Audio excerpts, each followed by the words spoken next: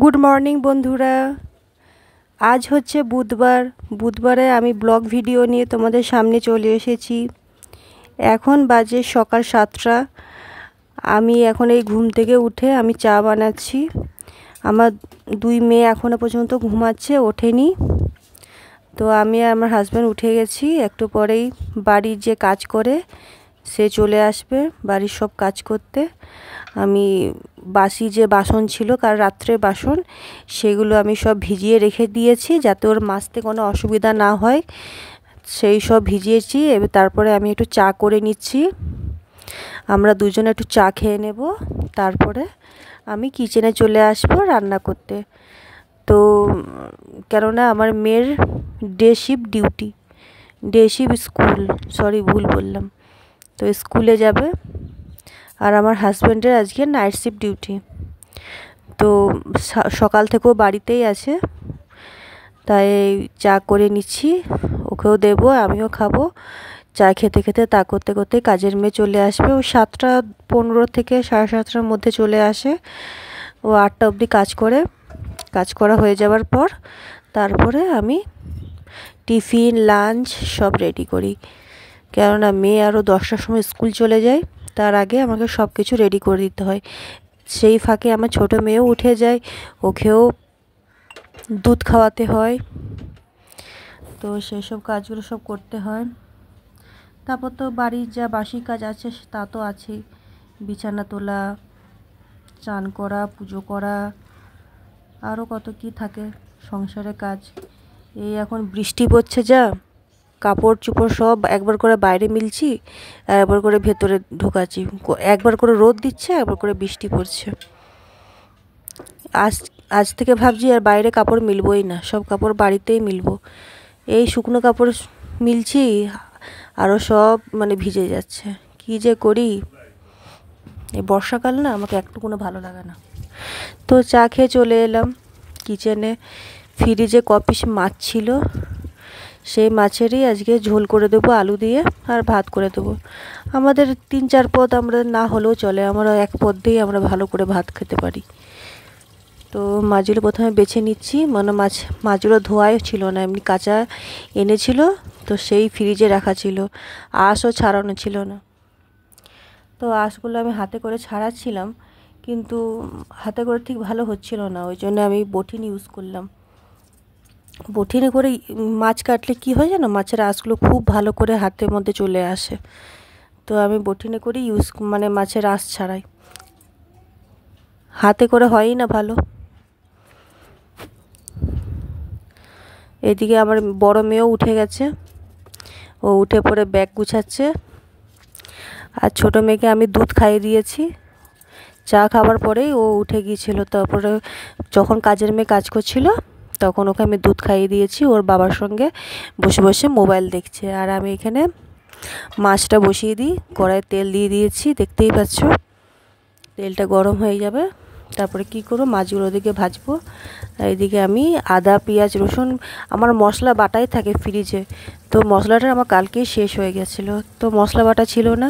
তাই সামান্য কয়েক টুকরো আদা আর কয়েক টুকরো রসুন আমি জাস্ট একটু শিলে বেটে নিচ্ছি।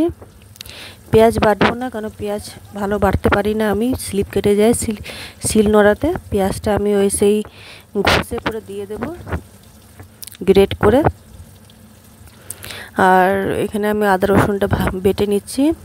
কাঁচা লঙ্কা বাটলেও ভালো ছিল, কিন্তু হাত জ্বালা করে খুব আমাকে, আমি ওই জন্য কাঁচা লঙ্কা বাটি না। অল্প একটু শুকনো লঙ্কা দিয়ে দিলে রঙও হয়ে যায় আর ঝালও হয়ে যায়। আর এখানে তেল গরম হয়ে গেছে, এবারে আমি মাছের আলুগুলো ভেজে নেব। খুব দেরি হয়ে গেছে, দুদিকে দুটো কড়াই বসিয়েছি, একদিকে আমি মাছের আলু ভাজছি আর একদিকে আমি মাছ ভাজছি। মাছগুলো ভাজা হয়ে গেলে যা তেল বাজবে ওই তেলটা ওর মধ্যে দিয়ে পরে আমি মশলা দিয়ে কষবো। এদিকে আমার মাছ ভাজা হচ্ছে আর ওইদিকে আমার মাছের আলু ভাজা হচ্ছে। মাছ ভাজা হয়ে গেছে, মাছের আলু ভাজা হয়ে গেছে, এবারে ওই মশলা বাটাটা দিয়ে দিয়েছি আর পেঁয়াজটা গ্রেট করেও দিয়ে দিয়েছি। তারপরে ওটা একটু ভালো করে ভেজে নিয়েছি। তারপর আদা পেঁয়াজ রসুন সব যা বেসিক মশলা হয়, সে যেমন হয় পাতলা ঝোল মাছের সেরকমই বানিয়েছি, আর কিছু না। মেয়েকে ভাত খেতে দিয়ে দিয়েছি, মেয়ে পুরো রেডি হয়ে গেছে স্কুলে। ভাত খেয়ে যাবে, মাছের ঝোলের ভাত খেয়ে নিচ্ছে, দেখতেই পাচ্ছ। আর ও টিফিনও রেডি করে দিয়েছি, আজকে পোহা বানিয়ে দিয়েছি পেঁয়াজ আর বাদাম দিয়ে। আলু দিলেও ভালো লাগে, কিন্তু আলু আমি কেটেছি, কিন্তু আলুটা আমি দিতেই ভুলে গেছি।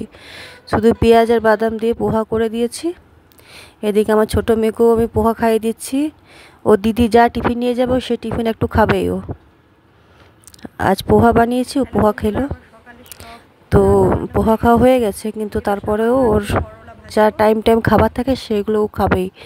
ও এখন ছাতু খাচ্ছে, আসলে যেটা সে ছাতুর শরবত হয় না, ওই ছাতুর শরবত আমি গুলে পরে বোতলে দিয়ে দিই, আর বোতলে ফিটিং বোতলের রিফিলটা একটু আমি ফুটো বেশি করে দিই যাতে ও খেতে পারে। আর খাওয়া হয়ে গেছে, এবার বাবু আর আমি মিলে একটু টাইম স্পেন্ড করছি, কারণ ওকেও তো সময় দিতে হবে না, বাচ্চা। তারপরে ওকে চান করাবো, এই চান করাবার আগে একটু দুষ্টুমি করে নিলাম দুজনে।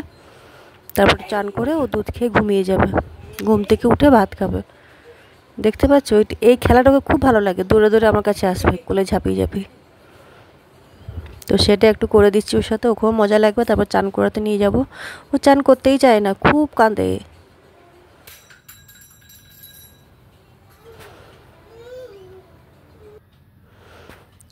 বাবু সোনা ঘুমিয়ে গেছে, ওকে চান করিয়ে দিয়েছি, দুধ খাইয়ে ঘুম পাড়িয়ে দিয়েছি। আমিও চান করে নিয়েছি। আমার হাজব্যান্ড একটু ব্যাংক গেছে, ব্যাংকে একটু কাজ আছে, সেটাই করতে গেছে। আর আমি এখানে চুলটা একটু আঁচড়ে নিচ্ছি। আজকে আমি মাথায় চান করিনি, কাল করব, কারণ কাল একেবারে বৃহস্পতিবার, লক্ষ্মী পুজোও করবো, মাথায় শ্যাম্পুও করবো, চানও করবো। তো আর মাথায় করিনি, মাথাটা ভালো করে আঁচড়ে নিচ্ছি চুলটা আমি।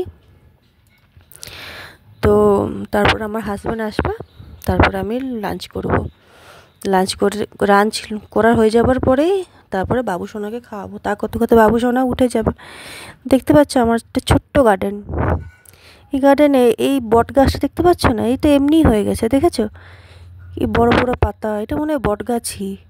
আমাকে তো যত সম্ভব লাগছে মনে হচ্ছে এটা বট গাছ। আর এখানে অ্যালোভেরা গাছ আছে, নয়নতারা প্রচুর আছে, প্রত্যেকটা টবে টবে নয়নতারা। নয়নতারা থাকলে কি হবে, ফুলটা থাকলে পুজো করতে সুবিধা হয়। ওই জন্য আমি এখানে সেখানে গাছে হয় না, নয়নতারা গাছ তো যেখানে সেখানে হয় মাটিতে, আমি তুলে তুলে নিয়ে এসে টবের মধ্যে লাগিয়ে দিই। আর একটা টগর ফুলের গাছ, আর একটা কারি পাতা গাছ আছে, তুলসী গাছ আছে। ব্যাস, এই কত আগাছালা হয়ে গেছে, আগাছালাগুলো সব পরিষ্কার করতে হবে। এই তো লাঞ্চ টাইম, ভাত আর আমার হাতে বানানো আচার আর মাছের ঝোল। আচারটা খুব টেস্টি হয়েছে, মাছের ঝোলের থেকে আমাকে আচারটা বেশি ভালো লাগে।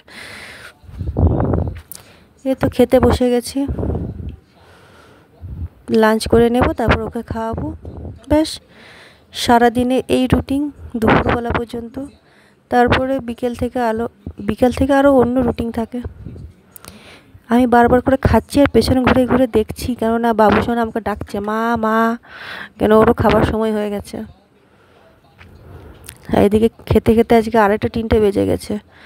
তাই আমি আগে খেয়ে নিচ্ছি, কেন ও দুধ খেয়েছে তো 1 বোতল, ওর একটু খিদে কম পাবে, ওকে একটু পরে আমি খাওয়াবো। তো ব্যাস, আজকে এইটুকুনি ব্লগ ভিডিও। তোমার যদি ভালো লাগে তো প্লিজ একটা লাইক করে দেবে, সাবস্ক্রাইব করে নেবে। তোমরা সবাই ভিডিও দেখছো কিন্তু কেউ সাবস্ক্রাইব করছো না, প্লিজ একটু সাবস্ক্রাইব করে দিও। কালকে আরও একটা নতুন ভিডিও নিয়ে আমি আসবো। তো আজকের মতন এতটুকুনি, ওকে, বাই। তোমরা সবাই ভালো থাকবে আর নিজের খেয়াল রাখবে, আর ফ্যামিলি লোকেদের দেখাশুনো করবে। ব্যাস এতটুকুনি, কালকে আরও আসবো।